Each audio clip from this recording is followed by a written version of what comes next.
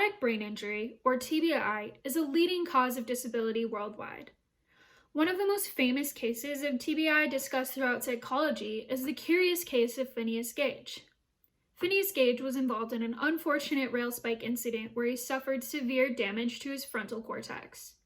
Those closest to Gage reported changes in his personality, such as increases in irritability, aggression, as well as this inability to focus. As science has caught up to this case, we now know that TBI can induce psychiatric impairments, such as increases in impulsivity and attention deficits.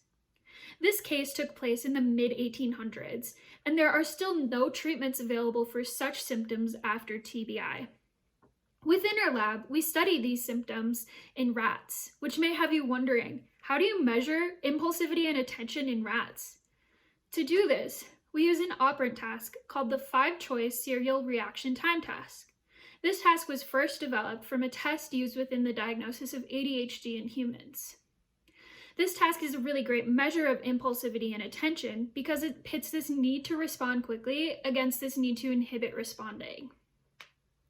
After brain injury, there is this chronic neuroinflammatory response that is primarily regulated by cells within the brain called microglia.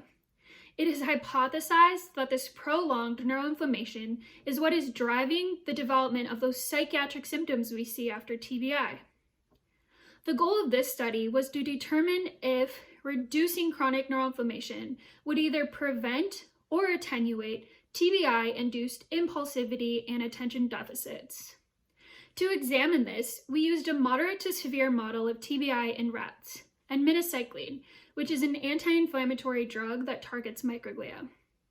We gave minocycline at 2 different time points to see if we could either prevent with an early treatment intervention or attenuate with a late treatment intervention TBI-induced impairments.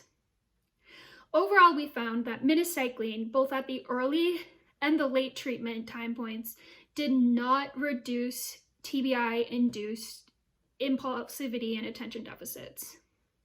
We concluded from this study that minocycline is not an effective treatment for TBI-induced psychiatric impairments. This work is still very important though, because although it's been nearly 180 years since Phineas Gage's case set the stage for TBI research, we still see about 40% of TBI patients reporting 2 or more psychiatric symptoms after brain injury. Moving forward, we are still focused on finding different microglia-based interventions to reduce that chronic neuroinflammatory response in hopes to prevent or attenuate psychiatric dysfunction after TBI. Thank you.